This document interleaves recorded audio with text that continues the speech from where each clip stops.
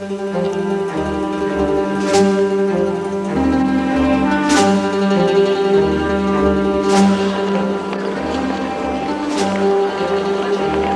de abril de 1990, Moscou. Fria manhã na conturbada capital soviética. A Guerra Fria chegava ao fim. 6 meses após a queda do Muro de Berlim. 4 meses após a execução do ditador romeno Ceausescu. A Europa Oriental se livrava do regime ditatorial. A União Soviética também. Quantas mudanças! As mudanças podem ser medidas de muitas formas. Aqui está uma. O reverendo Sun Myung Moon foi visitar Moscou. Uma extraordinária reviravolta de velhos hábitos e atitudes. The Reverend Sun Myung Moon, founder of the World Media Association, the Summit Council for World Peace, and the Association. Em Moscou, o líder religioso falaria para um grupo de ex-chefes de Estado e jornalistas internacionais, em 9 de abril de 1990. Mais extraordinário ainda, o reverendo Moon estaria com o presidente Mikhail Gorbachev no Kremlin. 2 supostos inimigos, mas não eram, pelo menos não agora. Em 11 de abril, o balé folclórico infantil coreano, Os Anjinhos, um conjunto fundado pelo reverendo Moon e sua mulher, se apresentou para a primeira-dama soviética Raisa Gorbachev. Mais uma primeira vez. Quem estava por trás disso tudo? Por que o reverendo Moon fora a Moscou? E por que o líder soviético recebeu um homem que sempre combateu o comunismo? Por muitos anos, a imprensa soviética o chamou de maior anticomunista do mundo e coisas piores. Em abril de 1990, seria diferente. Esta é a história daquela jornada de paz e reconciliação num mundo cambiante e ainda perigoso. Para entendermos isso, precisamos nos reportar às origens da missão do reverendo Moon. Ele nasceu a 6 de janeiro de 1920, em Gwangju, num vilarejo da presente Coreia do Norte. Naquele ano, a União Soviética se debatia numa guerra civil. Na América havia paz e desencanto. Woodrow Wilson ficou doente na Casa Branca e Warren Harding se elegeu prometendo retorno à normalidade. Outras regiões não tiveram paz. Durante 10 anos, a Coreia fora ocupada pelos japoneses e no pobre vilarejo de Gwangju, perto do Mar Amarelo, a família Moon sentia na carne o duro jugo japonês. Durante centenas de anos, a família Moon lavrou pacientemente a terra, com trabalho árduo e estoicismo. Mas no princípio deste século, operou-se uma profunda mudança em sua vida. Os Moon se tornaram fervorosos cristãos, presbiterianos, graças a missionários americanos. Mas como os demais coreanos, a família não pôde praticar sua fé cristã em paz. Não em 1920, porém. O governo de ocupação não permitia outra religião senão o shintoísmo, uma restrição deliberada para obliterar a identidade coreana, a cultura, a língua e a história que unia este povo por mais de 5.000 anos. Para o jovem Moon, a perseguição japonesa estimulou ainda mais sua procura de Deus, proporcionando uma experiência profunda e pessoal. Como outros líderes religiosos, de Moisés a Maomé, que viveram em tempos atribulados, a busca de Deus foi espicaçada pelo grande sofrimento humano. Para o jovem, era simples e antiga a questão: por que havia tanta maldade no mundo? A resposta veio quando Sun Myung Moon tinha 16 anos. Na Páscoa de 1936, o jovem Moon rezava numa montanha perto de seu vilarejo, quando, disse ele, viu Jesus de Nazaré.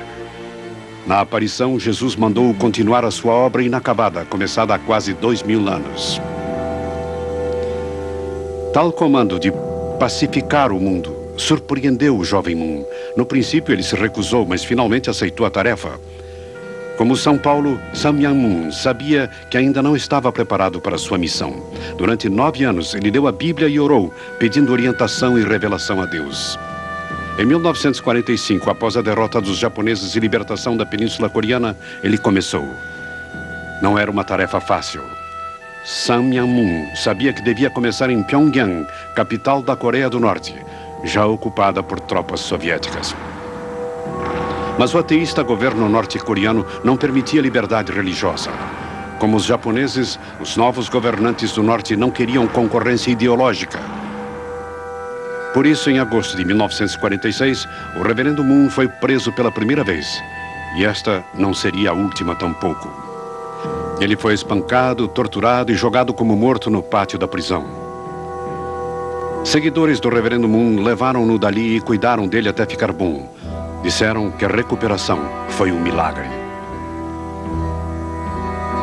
Pronto, o jovem reverendo pregava novamente a sua mensagem, ignorando a proibição total do ensino religioso no norte. De novo, novos problemas. Era abril de 1948. Por pregar a palavra de Deus em Pyongyang, Moon foi enviado para Hangnam, um campo de trabalhos forçados reservado para os piores inimigos do regime.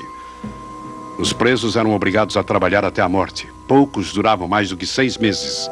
O reverendo Moon aguentou por quase 3 anos. Ele sabia que não podia sobreviver só por sua vontade. De sua mísera ração, dava a metade para os seus companheiros. Depois orava, pedindo forças, e isso aumentava sua vontade de viver. Esta determinação ajudou os outros também. Alguns sobreviveram, outros morreram, mas o reverendo Moon deu a eles o conforto que pôde. Em 25 de junho de 1950, tudo mudou outra vez. Naquele dia, as forças norte-coreanas cruzaram o paralelo 38, objetivando unir as duas Coreias pela força. Kim Il-sung fracassou, mas só porque o presidente Truman enviou o socorro de tropas americanas.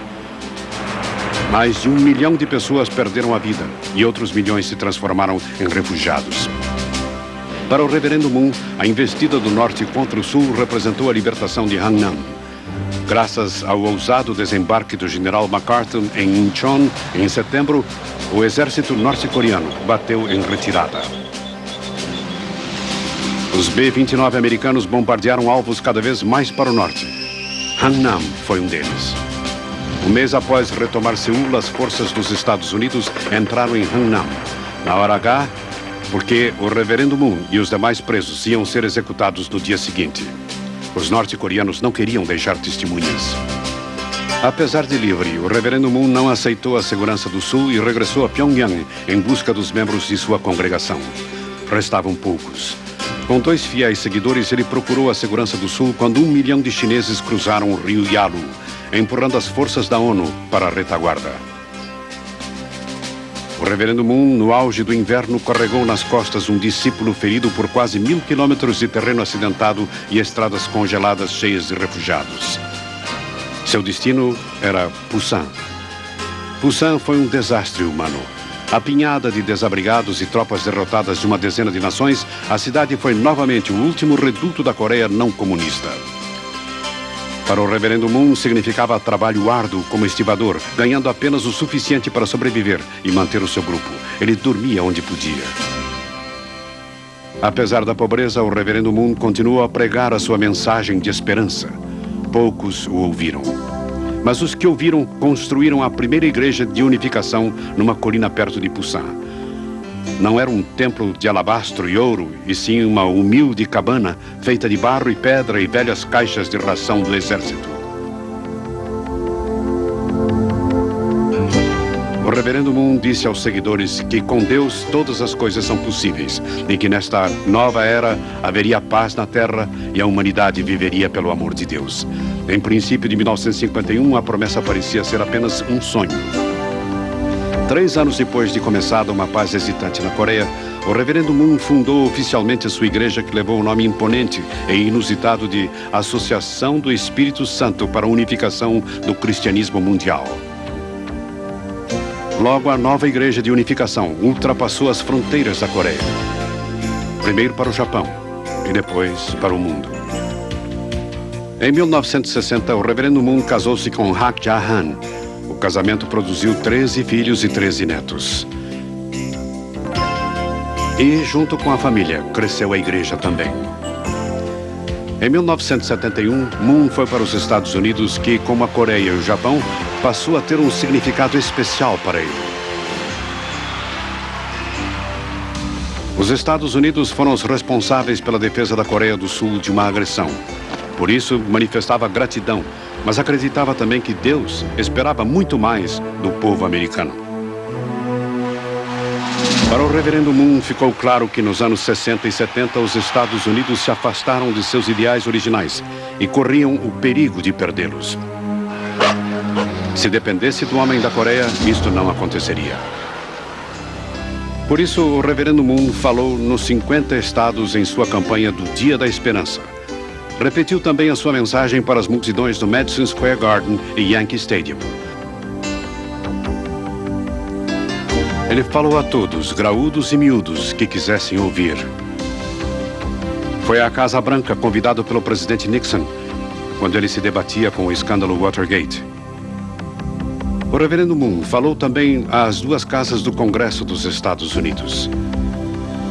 Antes disso, encontrou-se com o ex-presidente Dwight Eisenhower e outros líderes mundiais, como o primeiro-ministro japonês e dirigentes do Vietnã, procurando a reconciliação numa era de confronto internacional. A campanha do Dia da Esperança continuou no Japão e Coreia, em 1975, encerrando com uma enorme assembleia de 1.200.000 pessoas. Até o fim do ano, o reverendo Moon teria enviado missionários a 135 países. A Igreja da Unificação tornara-se um movimento mundial.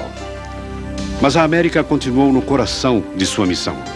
No ano do bicentenário 1976, o reverendo Moon organizou a maior concentração de todos os tempos na capital americana, ao lado do monumento a Washington. Mais de 300.000 pessoas de todos os credos e cores compareceram. Ali ele pregou a sua mensagem de um mundo unido sob Deus. Ali ele profetizou o fim do comunismo, dizendo que ele iria a Moscou pregar ao povo soviético.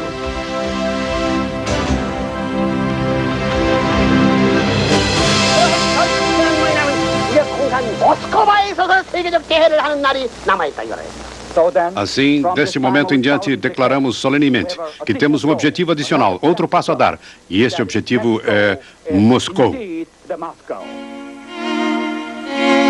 Mas a antiga oposição ao comunismo como um ideal que degenerou não continha ódio nem medo do povo dos países comunistas. Como ele declarou numa entrevista à imprensa soviética, não posso esconder o fato de que por 40 anos me opus ao marxismo. Não porque eu odeie Karl Marx. Ele estava certo ao condenar o sofrimento e a exploração humana.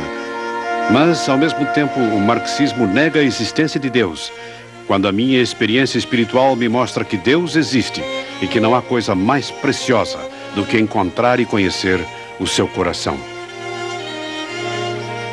Foi uma mensagem franca que nunca mudou.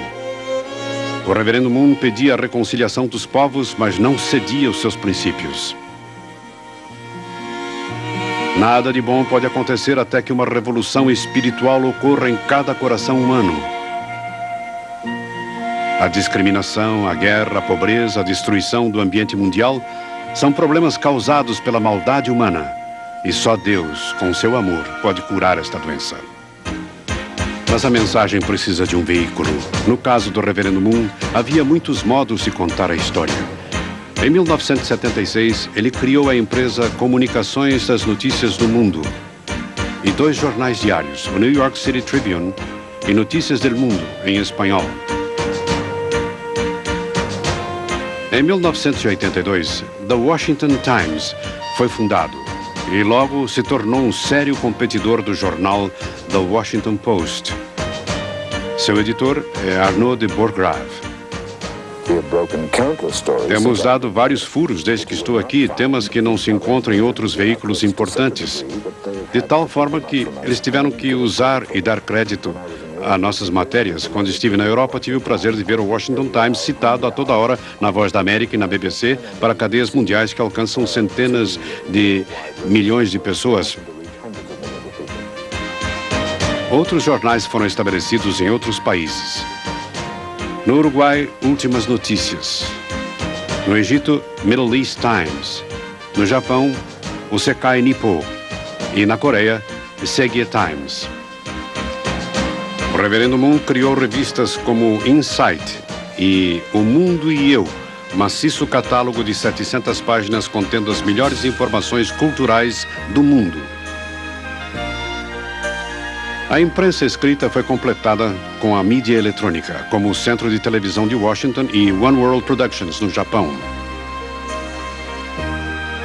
Unindo estes mundos da imprensa e eletrônica está a Associação da Mídia Mundial, que patrocina viagens de repórteres investigativos sérios aos pontos de origem das notícias. Reúne também os membros do Quarto Estado numa conferência anual onde os problemas e oportunidades da mídia são ventilados. Entretanto, há quem pergunte por que um líder religioso se empenha tanto na construção de um império de comunicações. O Reverendo Moon responde: meu motivo é simples, é porque eu reconheço o poder da mídia de cumprir a vontade de Deus. A segunda metade do século XX está dominada pela comunicação. Meu desejo é alcançar a paz mundial duradoura.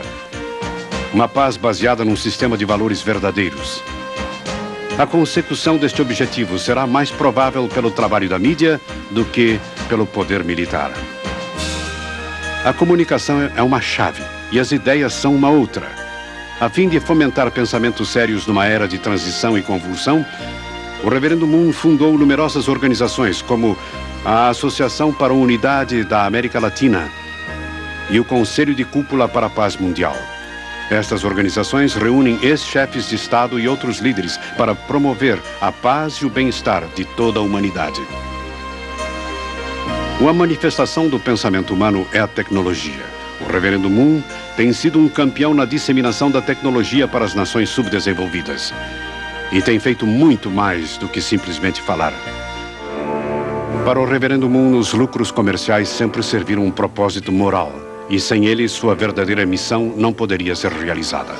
Só através da tecnologia avançada é que as disparidades sociais, econômicas e políticas do planeta podem ser corrigidas. Esta correção é um dos desafios fundamentais para a humanidade. Mas existem outros também. O Reverendo Moon acredita que sem a cooperação da União Soviética, a paz não seria alcançada e nem o homem sobreviveria. Um dos meios de alcançar isso é através do intercâmbio cultural. Em 1990, ele estabeleceu a Academia Universal de Balé, em Washington, sob a direção artística de Oleg Vinogradov, diretor do Balé Kirov. As aulas são dadas por professores altamente qualificados do Balé Kirov de Leningrado. Não surpreende, portanto, que um homem da Coreia quisesse visitar a União Soviética. Uma promessa feita em 1976 e cumprida em abril de 1990. Ali, sob os auspícios da Associação da Mídia Mundial, 400 jornalistas internacionais se reuniram com centenas de colegas soviéticos para discutir o impacto das comunicações mundiais. Havia uma certa ironia nisso, como disse o Reverendo Moon. No Oeste, especialmente aqueles que me temem, pensavam que seria impossível realizar a Conferência da Mídia Mundial em Moscou. Estavam certos de que a União Soviética jamais me daria um visto de entrada. Pensaram que o governo soviético nunca permitiria tal conferência. Sinto admiração e profundo respeito pelos vossos líderes e também pela vossa mídia. São muito bem informados, sabem da verdade a meu respeito. E entenderam que a visita do Reverendo Moon a Moscou seria benéfica para a União Soviética e me concederam o visto. Assim, a conferência se realizou com sucesso. Ao mesmo tempo, o Conselho de Cúpula para a Paz Mundial e a Associação para a Unidade da América Latina congregaram 60 ex-chefes de Estado para discutirem o significado de perestroika e glasnost. Apesar da importância destes encontros, eles empalidecem quando comparados com a reunião de Samyang-moon com Mikhail Gorbachev. Dois homens que representam mundos diferentes se reuniram finalmente no intercâmbio amistoso. A reconciliação estava na mente do líder soviético ao enfrentar enormes problemas domésticos. O reverendo Moon manifestou a esperança de que o grande sofrimento do povo russo e outros povos do velho império fossem convertidos por Deus numa vitória sobre a decadência espiritual e a desesperança. Esta opinião foi manifestada num livro especialmente preparado para a reunião de Moscou. Escrito em inglês e russo, ele leva a mensagem de esperança e conciliação do coreano. Na atribulada União Soviética, o livro do reverendo Moon despertou grande interesse. E por que não? Para a velha geração dos líderes soviéticos, ele era o inimigo intratável. Entre os nomes dados a ele pela propaganda soviética estavam o vigarista de batina e fiel com um morteiro. Ele fora acusado de ser um agente da Coreia do Sul e dos serviços americanos de espionagem. Mas não desta vez, não em Moscou, em abril de 1990. Como disse um comentarista da agência de notícias Novosti, num documentário sobre a visita do reverendo Moon, uma vez que as leis de moralidade pregadas por Moon não são diferentes dos 10 mandamentos universais, não há motivo por que o reverendo Moon não possa visitar-nos. Além disso, Moon procura, como nós, proibir as armas nucleares e salvar o meio ambiente. Agora os soviéticos o aceitaram como um homem de paz e reconciliação. E o coreano reconheceu abertamente que as políticas do presidente Gorbachev ajudaram a sanar as divergências entre leste e oeste. Que Gorbachev corajosamente permitiu que os povos da Europa Oriental buscassem o seu próprio destino. E foi o presidente Gorbachev que, disse o reverendo Moon, finalmente abriu a cortina de ferro. Alguns líderes soviéticos concordaram. Albert Vlasov, presidente da agência Novosti. Mudanças realmente revolucionárias estão ocorrendo em nosso país. A Perestroika e Glasnost fizeram uma mudança positiva no mundo para relações mais abertas, baseadas num código moral de valores universais. A coisa principal que determina as atitudes de hoje é o crescente entendimento da unidade de nosso mundo, da integridade de nosso destino comum na Terra. Enfim, Glasnost significa a capacidade de enfrentar a verdade, de ouvir e de entender os outros. Significa renunciar à prática do comando político cínico, ao hábito de considerar tão somente as nossas próprias opiniões e julgamentos. O reverendo Moon falou também com autoridades e jornalistas soviéticos. Numa cerimônia especial, o Conselho de Cúpula para a Paz Mundial apresentou a prestigiosa Medalha da Unidade e Liberdade a 3 altos líderes soviéticos. Um homem de paz e da verdade, o reverendo Moon não mediu palavras com a Novosti quanto à nova era de dificuldades do povo russo. Francamente, estou desapontado. Não vejo afluência aqui. O Manifesto Comunista declarou que um paraíso de verdade seria construído para o povo. Eu não vejo. Ao contrário, vejo muito sofrimento, má estrutura econômica e até falta de alimentos e de coisas comuns. E percebi que o sistema não funciona aqui. Não há força neste país que leve seu povo à prosperidade. A negação de Deus, da doutrina de Marx e Lenin, provou ser errada.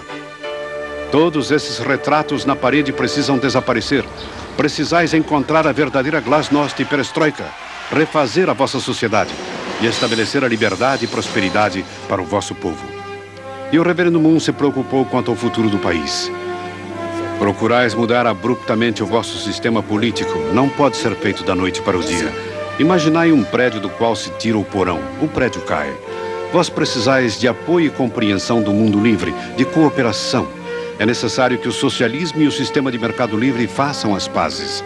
O processo já está em andamento, mas tendes que restaurar o que o sistema comunista destruiu, a propriedade privada. É preciso restaurá-la rapidamente. Do contrário, as pessoas não terão incentivo para trabalhar. Para a surpresa de muitos, o governo tratou o reverendo Moon como distinto hóspede oficial. Ele ficou no Oktoberskaya Hotel, geralmente reservado para a elite soviética. Mas ele passou pouco tempo no hotel. Seu programa incluiu recepções coletivas de imprensa e discurso de abertura da Conferência da Mídia Mundial. Para a recém-liberada imprensa soviética, o reverendo Moon e a Conferência da Mídia Mundial se tornaram a cobertura da semana. Entrevistas, discursos, representações tiveram lugar todas as noites nos noticiários nacionais. Aliás, a Conferência da Mídia Mundial foi dinâmica e teve controvérsia. O ex-editor do jornal USA Today, Al Newhart, apresentou sua opinião sobre os destinos da imprensa mundial. E não há dúvida que a mídia, hoje em dia, está criando a agenda global, mais do que os nossos políticos, economistas ou acadêmicos. Jornalistas soviéticos, japoneses e outros exploraram o tema glasnost ao máximo.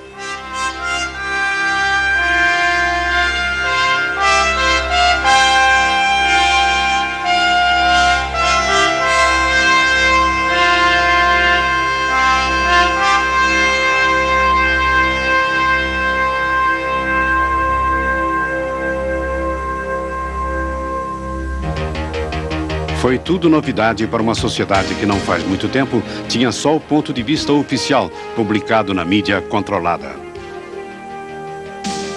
Mas houve incertezas também. Richard Pipes, um perito em assuntos americano-soviéticos. Uma União Soviética democrática não é perigosa. Uma União Soviética totalitária é muito perigosa. Se a ordem totalitária da União Soviética se transformar em democrática, poderemos coexistir melhor do que nunca.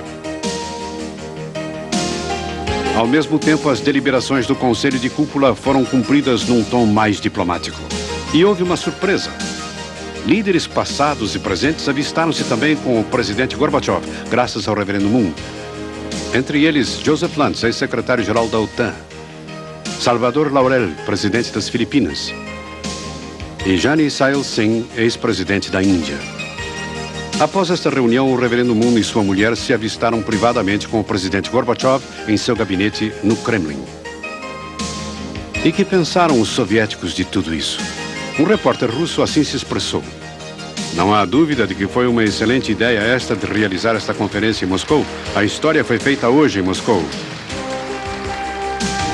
Mas ainda não estava terminado. O último evento ocorreu no Teatro do Palácio da Criança em Moscou, onde os anjinhos se apresentaram. Foi mais uma primeira vez. Nenhum outro grupo não soviético tinha se apresentado ali antes. Raisa Gorbachev compareceu e avistou-se com as crianças nos bastidores.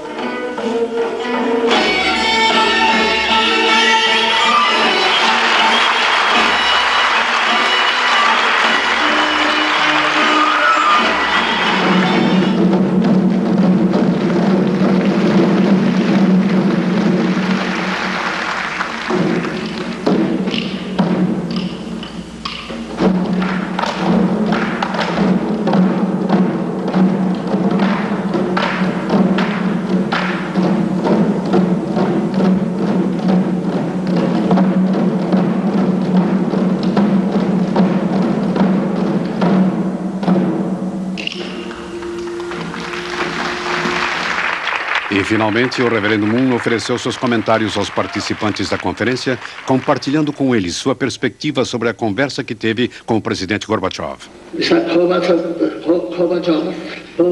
is great, and his mission is difficult. It is only with God on his side that he can win the victory. This nation will play a central role in God's providence in the coming decade. As a religious leader, I firmly believe that a God-centered worldview offers the solution of all problems. Atheistic theories centered only on man being disaster and self-destruction in the end. This is a universal principle true in both the East and the West. Let us work together to support Glasnost and Prince Treta in the Soviet Union. Let us work together for lasting world peace. Foi também o 30º aniversário de casamento do reverendo e da senhora Moon. Moscou também foi o começo de uma nova amizade duradoura.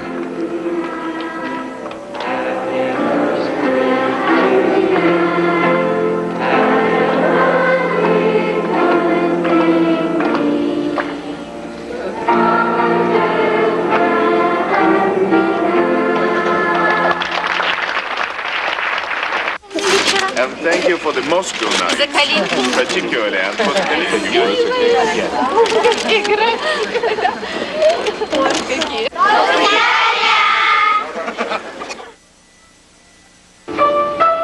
Para o Reverendo Moon e sua família, Moscou representou uma importante escala em sua jornada rumo à paz mundial e reconciliação. A jornada ainda não terminou, mas em abril de 1990, Moon assinalou um marco histórico. Assim, Sun Myung Moon continuará a usar, como no passado, todos os seus recursos de comunicação, alta tecnologia, indústria, cultura e ideias para ajudar a construir uma paz duradoura para uma humanidade sofredora. Para ele, será uma paz baseada no amor de Deus pelo povo da União Soviética e de todo o mundo.